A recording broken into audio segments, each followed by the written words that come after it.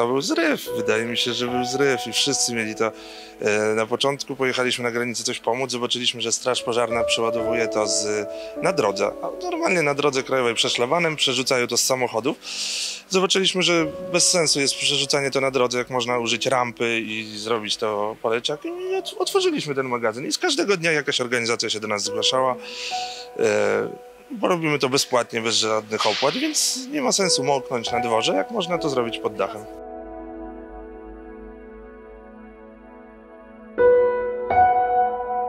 Choć w sumie ja byłem 2 razy, mój brat w tej chwili jest wspólnik na Ukrainie, zawiózł, bo nie było kierowcy, sam pojechał wczoraj wieczorem. Tylko, że my wozimy tak 100 km 80 od granicy, nie jedziemy tam,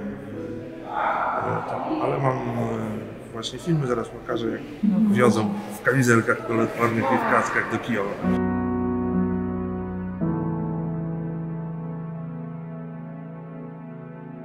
Bardzo dużo osób zrozumiało, że czyszczenie sobie szafy nie jest pomocą. Co pierwszy dzień może to było spontaniczne po prostu i każdy dawał wszystko, co może. Teraz już trafiają naprawdę koce, ręczniki z odzieży, buty męskie na przykład. Takie rzeczy, które są tam potrzebne.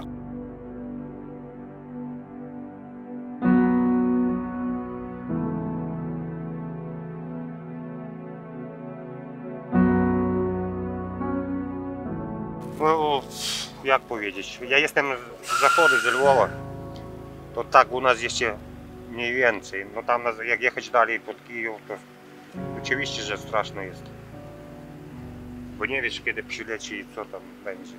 Żona doktorka też pomaga. Polska bardzo pomaga, tak. I teraz widzę, ile tych wojennych samochodów jeździ dookoła. Z naszej strony i tu.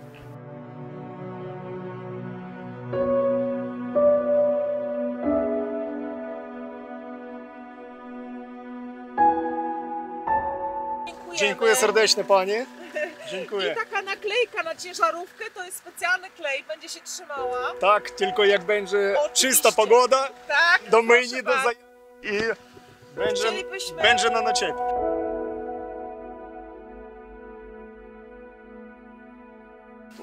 Teraz wezmę dla ludzi jadło, co było, co A jest. dokąd jedzie pan? Teraz z Dolbunów, no, miasto Rівне takie. To do Луцька 146 km i od Луцька ще 100-120 km. Teraz pierwszy raz, bo jak od początku wojny, to ja był na ochronie miasta swojego.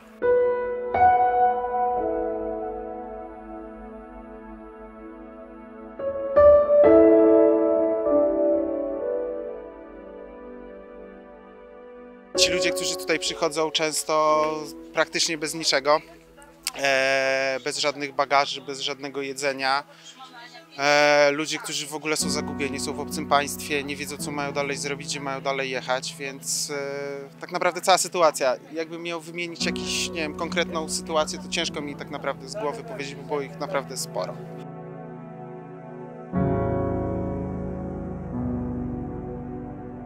Kiedy rozpoczęła się wojna, to zaczęliśmy w bardzo naturalny sposób też rozszerzać swoją działalność na niesienie pomocy tym osobom, które są najbardziej potrzebujące, tutaj przyjeżdżają.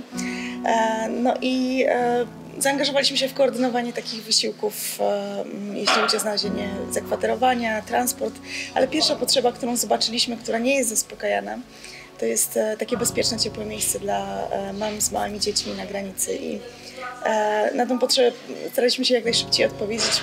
Ustawiliśmy przyczepy na przejściach w Dorochusku, w Zosinie.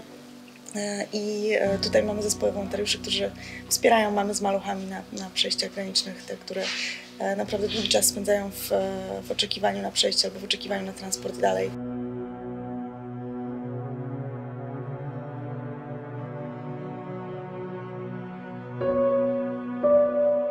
Są duże organizacje, które zajmują się taką logistyką na dużą skalę, transportami żywności, takimi rzeczami, które my jako mała organizacja nie jesteśmy w stanie zorganizować, ale my z kolei bardzo lubimy pracę z ludźmi, lubimy poświęcać im uwagę, lubimy być blisko nich, mamy czas na to, żeby wysłuchać ich historii, więc to wsparcie takie psychospołeczne to jest to, w czym my czujemy się bardzo dobrze, czujemy, że to jest nasze powołanie, ale też widzimy taką dużą potrzebę tego, także nasza taka główna rola to jest dbać o bezpieczeństwo tam, ale też po prostu być emocjonalnie dostępnymi.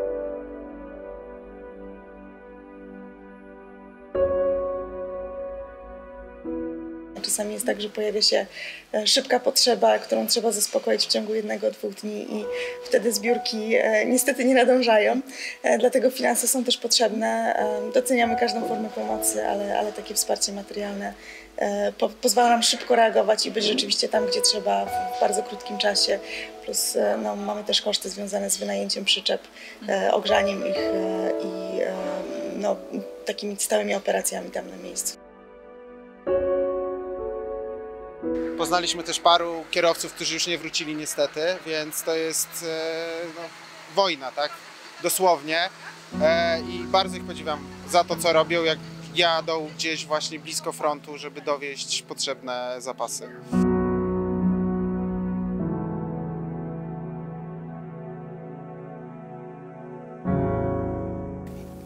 Żeby to poszło właśnie w świat, że są takie osoby, które nie oczekują właśnie tutaj żadnych opłat za magazynowanie, za składowanie tego towaru i przekazywanie tego, nawet tak jak mówię, koszty paliwa, które tankujemy tutaj samochody ukraińskie, to jest ze zbiórki po prostu tak z Facebooka, kto dzisiaj tankuje, no dobra ja, i podchodzi z portfela, wyjmuje pieniądze, płaci za tankowanie i to nie jest jakieś na zasadzie, że wpłać na konto, tylko po prostu kto może dzisiaj zatankować samochód, bo tam jedzie do Lwowa z lekami i ktoś się zawsze zgłasza i tankuje.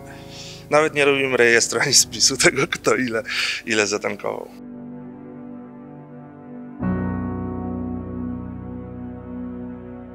Jesteśmy bardzo poruszeni postawą kierowców. Widzimy ludzi, którzy rzeczywiście z ogromnym poświęceniem wykonują niesamowitą humanitarną pracę i to jest czasami ryzykowne, czasami po prostu fizycznie bardzo wymagające, czasami wymaga wyrzeczeń, gdzieś tam rozdzielenia z rodziną.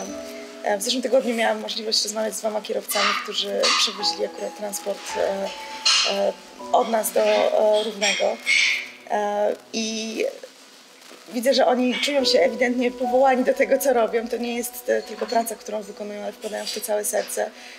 Ale też jest to dla nich bardzo emocjonalne, kiedy widzą, co się dzieje wokół nich, widzą zniszczenia wojenne i tą niepewność, jaka jest przed ludźmi, z którą mierzą się ludzie na Ukrainie.